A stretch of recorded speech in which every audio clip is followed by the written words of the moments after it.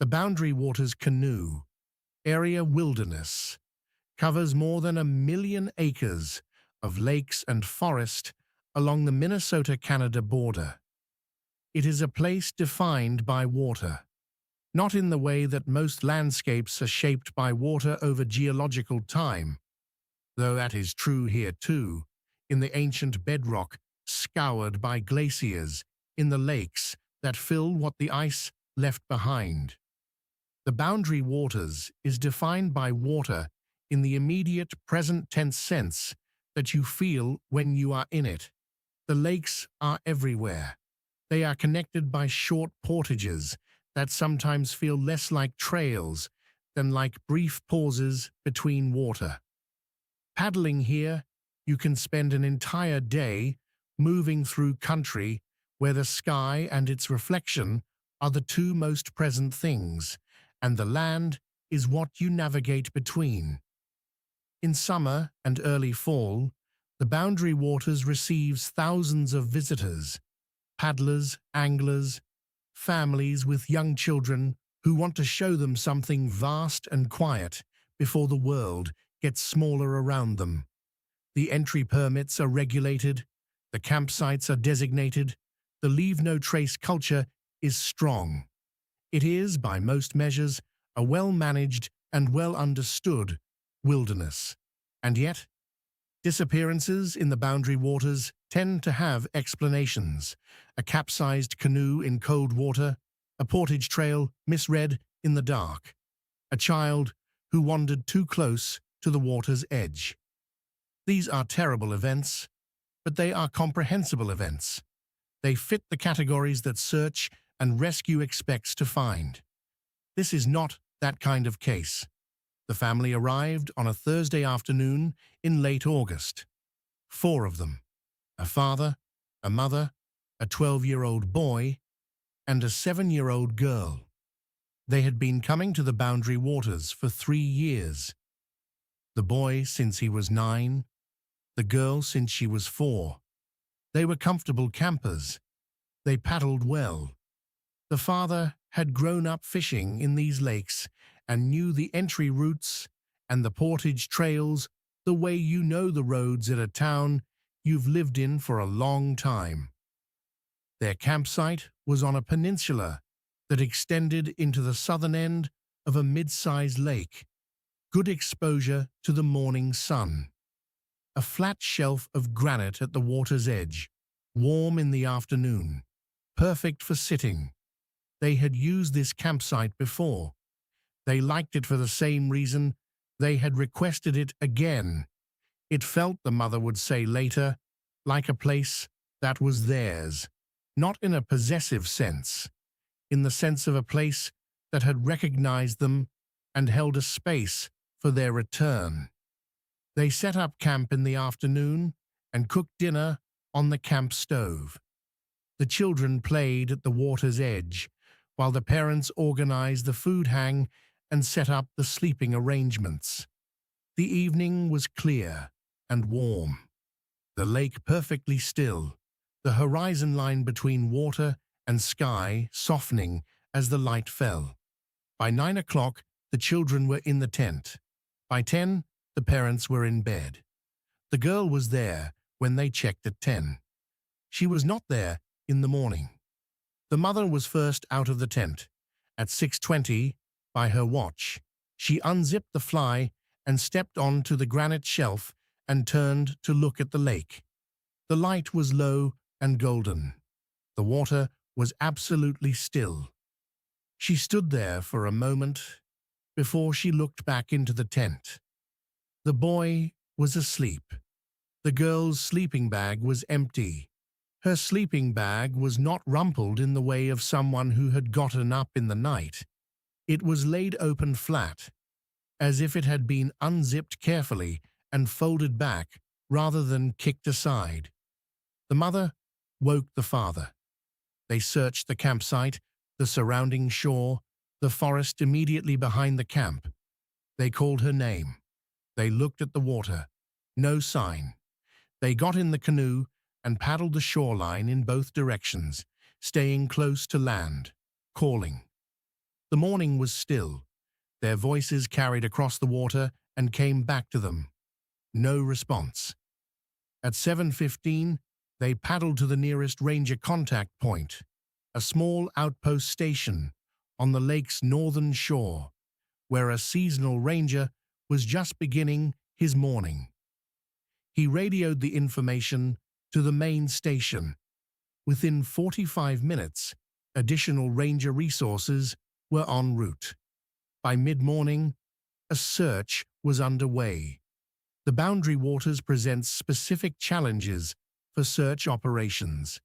The interconnected lake system means that even a short walk from a campsite can produce a situation of genuine navigational complexity. A child who walks into the forest between two lakes may be moving away from water, which in most wilderness environments would orient them, while actually moving toward a different body of water entirely, one that connects to the first only through a portage trail that may or may not be visible from the forest floor. The searchers knew this. They established a search perimeter around the campsite and worked systematically outward. Dogs were brought in by midday. 2 tracking animals who had worked the Boundary Waters before, whose handlers understood the specific challenges of maintaining a scent trail in a landscape where humidity is high and the undergrowth is thick, and the granite outcrops hold almost no trace. The dogs picked up her scent near the tent. They followed it to the edge of the campsite. They followed it along a faint game trail that ran parallel to the shore, heading generally south. They followed it for approximately half a mile. Then they stopped. The handlers worked the area carefully. They tried to reacquire the trail. They worked back and forth across the terrain, looking for where the scent had gone. One of the dogs sat down in the middle of the trail and looked at the handler and did not move until the handler led him away. The handlers had a brief, quiet conversation. They told the search coordinator that the trail had simply ended, not faded, not redirected, ended, as if the subject had, at a specific point in the forest, ceased to be walking. The coordinator noted this. She had heard similar reports before, not from this specific area, but from cases in the Boundary Waters and in other lake country searches. She had always assumed it reflected a transition to water, where scent disperses quickly and dogs lose the trail. But there was no obvious water near where the dogs had stopped. The nearest lake edge was several hundred meters away through dense undergrowth. She extended the search perimeter. 4 hours after she was first reported missing, a ranger, working the southern perimeter of the search zone, came around a bend in a portage trail and found her. She was sitting at the edge of a lake. Not the lake their campsite was on, a different lake, connected to the first by a portage that involved a quarter-mile of trail through dense forest. A portage that was not marked on the standard recreational map they would have been using. A portage that someone who did not know the area would not easily find. She was sitting at the water's edge, with her knees drawn up and her arms wrapped around them, looking at the surface of the lake. She was not crying. She was not shaking. Her clothing was dry, which meant she had not been in the water. Her feet were bare. She had left camp in her socks without shoes, and her feet were dirty from the trail, but they showed no signs of the kind of injury you would expect from walking half a mile through Boundary Waters undergrowth in the early morning. The ranger called to her. She turned and looked at him. He would describe her expression later in a conversation with the search coordinator as something he did not have a good word for. He had found lost children before, scared children, crying children, children who had been in the woods for hours and were cold and confused and immediately ran toward him. He had even found calm children, children who had sat down where they were taught to sit down and waited. This was different from all of those. He said she looked at him the way you look at someone you recognize but were not expecting to see. Not frightened, not relieved, something more like curiosity, or like the expression of someone who has been somewhere very absorbing and has just been interrupted. He said, she didn't look like a little girl who had been lost for 4 hours in the woods. She looked like a little girl who had been somewhere else. Her parents reached the recovery site 30 minutes after the ranger found her. They came along the portage trail in a canoe they had borrowed from the outpost station, beaching it at the lake edge and running the last few meters to where their daughter was sitting with the ranger. The father reached her first. He knelt in front of her and put his hands on her shoulders and looked at her face, and later, in a conversation with a researcher who specifically asked about this moment, he could not describe what he saw there. He said it was his daughter. He said she was fine, physically present, physically uninjured. He said the strangeness of her expression lasted only a few seconds before she recognized him and came back to herself and started crying. But those few seconds, he returned to those few seconds several times in the conversation. He said it was like she was finishing something, like she was in the middle of something and had to bring it to a close before she could be with us again. The mother described the same experience from a slightly different angle. She had come up behind the father and was looking over his shoulder when he took the girl's face in his hands. She said her eyes were somewhere else. And then they came back, and then she was just my daughter again, crying because she was scared and relieved at the same time. She said she never told this to the ranger or the search coordinator. She said she was not sure it was real. She said she thought she might have been projecting it, reading something strange into a moment that was simply the disorientation of a young child after an unusual experience. But the father described it without prompting. Before she had mentioned it to him in a separate conversation several weeks later, the same thing, the same few seconds, the same quality, something finishing. When the girl was calm enough to speak, she told her parents what she remembered. She had woken in the night.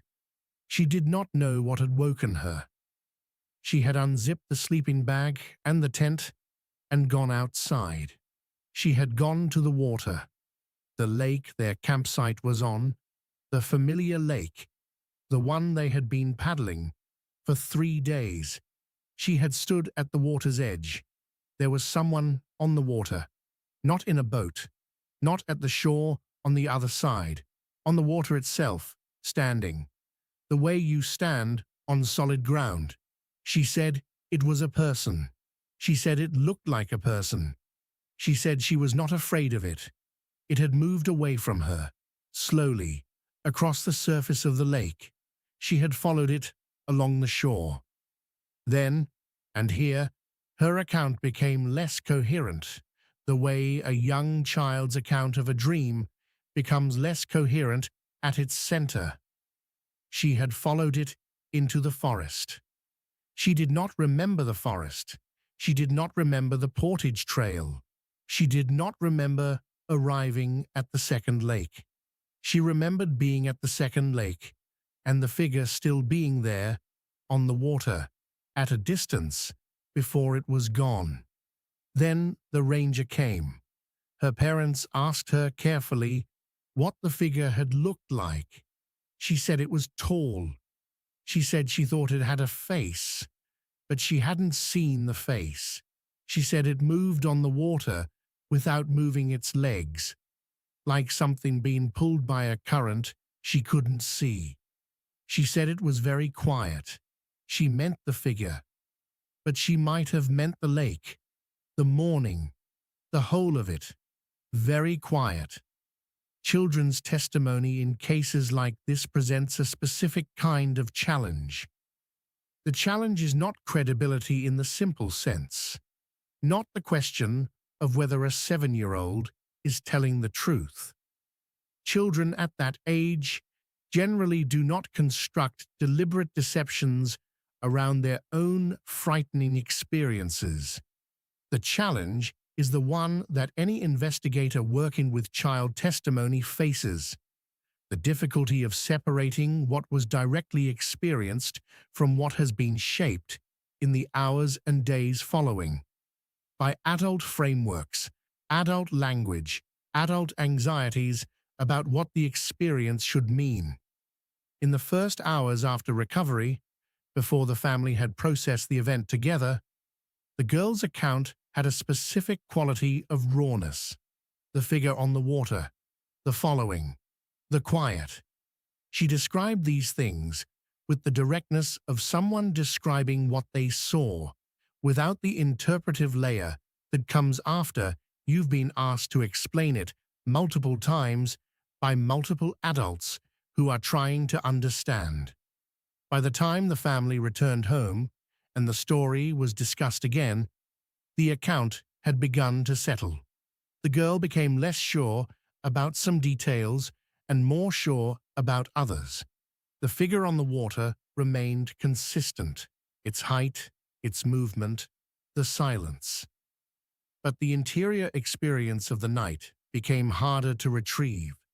She would reach for it and find something that was partly what she remembered and partly the story she had told about what she remembered. This is not unusual. This is how memory works, especially in young children, especially around experiences that resist ordinary description. What remained consistent across all versions, across months, and eventually years? The figure, the water, the quiet, the sense of following something that she was not afraid of and did not understand. And the thing she said in the first version, before she had words for it, before she understood that it was strange, before she had any adult framework for why it should require explanation. I was just going where it was going. This lake, the second lake, the one where she was found, is not on the standard recreational map. It is a small body of water connected to the larger lake system by the unmaintained portage trail she had somehow navigated in the early morning dark without shoes and without injury. The portage is not difficult for an adult who knows it is there. For a 7-year-old child, alone, in the dark, in bare feet, navigating unfamiliar forest without a trail visible in the dark, the ranger who found her estimated that navigating it under those conditions should not have been possible without mishap. She had no scratches on her arms from the undergrowth, no bruises from roots or rocks on the trail.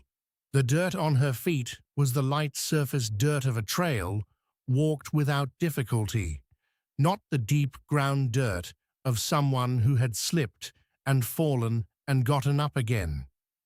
The ranger noted this in his informal record, not in the official report. The official report documented her location, her condition, her recovery. It did not include his assessment that her feet should have been in worse shape. He mentioned it to the search coordinator in the debrief. She wrote it in the margin of her notes. In the months that followed, the family returned to their ordinary life with the specific difficulty that follows an experience that cannot be fully categorized. Their daughter was fine. Physically, behaviorally, developmentally, fine. She did not have nightmares about the night she had followed something across the water. She talked about it when asked, openly and without apparent distress, but she did not bring it up unprompted. By the time she was 8, she had mostly stopped talking about it. The parents found it harder to stop. The father said, in a conversation about 18 months after the event, that the thing that stayed with him was not the fear. The fear had been acute and had passed, the way fear does when the thing you feared did not come to pass. What stayed was the question, the specific question of what she had followed, and why it had led her safely through dark forest to an unmarked lake, and what it had been doing there. He was not a man given to paranormal thinking. He was an engineer. He thought in systems and processes and cause and effect. He said, "I've looked for the explanation that makes sense, the sleepwalking explanation, the trauma explanation, the explanations that fit, and they don't quite fit. None of them explains the feet." He meant her feet. The absence of injury. The absence of evidence of the journey she had somehow made. He said, whatever she followed, it took care of her. He said he did not know what to do with that. There are 3 other children who have been found at this specific lake. This information comes not from official search and rescue records. The individual cases are documented separately, and the specific location of recovery in each case is not the kind of detail that is cross-referenced in regional SAR databases. It comes from a Park Service employee who worked the boundary waters for 11 years and who, in the process of her work, became aware of the pattern. She noticed it first when reviewing a historical search file as part of a routine audit. A child recovered at a specific lake, a lake she recognized as the one where a current case had recently been resolved. She mentioned it to a colleague. The colleague mentioned another case, years before either of them had worked there. She searched the records more carefully. 4 cases over 31 years, all children, all recovered at the same lake or at the water's edge, adjacent to the portage that leads to it. None of them had any obvious reason to have ended up there. None of them remembered the journey. 3 of the 4 had been following something. The 4th was too young to give a coherent account. She was 4 years old. She had been missing for 6 hours. When she was found, she was sitting at the water's edge, looking at the surface of the lake, and she would not tell her parents what she had been looking at. She would never discuss it. When she was 12, her mother asked her again, gently, whether she remembered anything from that day. She said, "I remember the water. That was all." The employee who found this pattern did not report it officially. She thought about it. She drafted a memo to her supervisor. She deleted the memo. She told a researcher who was working on a separate project about missing children in wilderness areas that she had noticed something she did not have a framework for. She described the cases. She described the location. She said she had no idea what to do with the information. The researcher asked her if she had spoken to anyone in the SAR community about it. She said she had mentioned it once to a search coordinator she trusted. The coordinator had been quiet for a moment. Then she had said, "Some lakes have that." She had not elaborated. The employee asked the coordinator later what she had meant. The coordinator said she didn't remember saying it. The boundary waters sits on the Canadian Shield, some of the oldest exposed rock on the surface of the Earth, 2 to 3 billion years old, scraped clean by glaciers that retreated 10,000 years ago. The lakes that fill the glacial scours are, in a geological sense, very young, but the rock beneath them is ancient in a way that is difficult to conceptualize.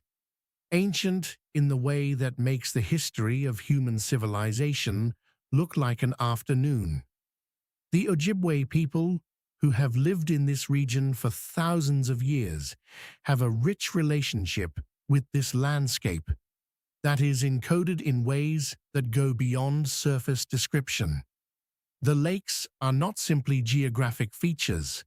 They are places with specific characters, specific histories, specific relationships to the people who live among them. Some lakes are places of ceremony. Some are places of power. Some are places that require specific behavior and specific acknowledgement. The specific lake where these children were found does not, in any public record available to outsiders, have a specific designation. It is a small, unnamed body of water on a map that has many small, unnamed bodies of water. But there is an Ojibwe elder who, when asked about that specific drainage by a researcher several years ago, was quiet for a long moment before saying that it was not a place for children to be alone. She did not explain further. The researcher did not press her. She said only that the lake knew what it was doing when it called them there, that they were safe because they were supposed to be safe, that not everything that calls is calling to harm. This is what is known. 4 children, 31 years, the same lake. None of them were harmed. All of them followed something they described consistently as not frightening.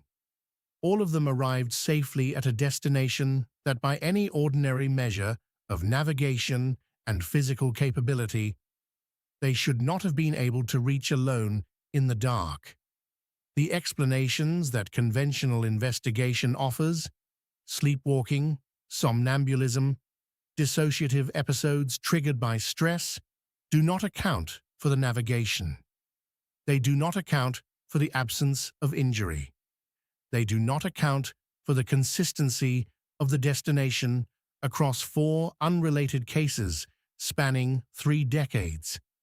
The investigator in all of us wants to find the mechanism, the process by which a sleeping child unzips a tent and walks through dark forest to a specific lake, the neurological or psychological event that produces consistently the same navigational outcome in unrelated children at different times. That mechanism has not been identified.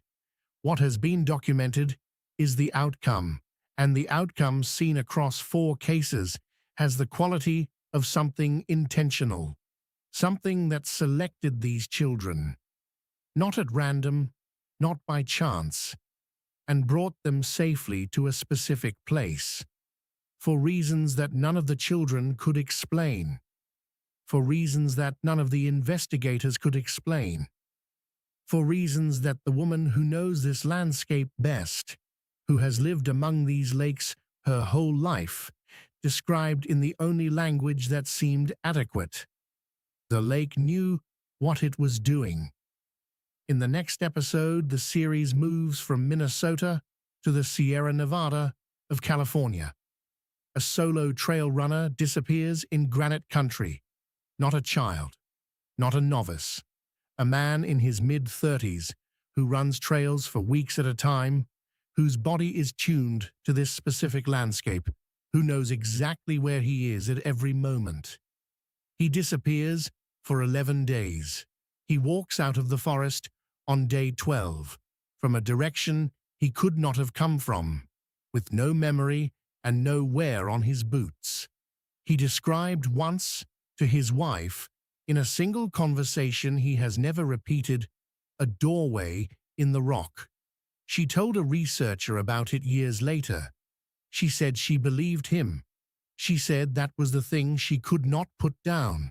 Not the disappearance, not the missing days, the doorway.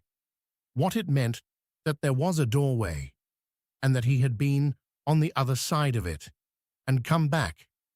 The investigation continues, deeper into the granite, toward the places where the rock is old enough to have its own language and has apparently been using it for a very long time.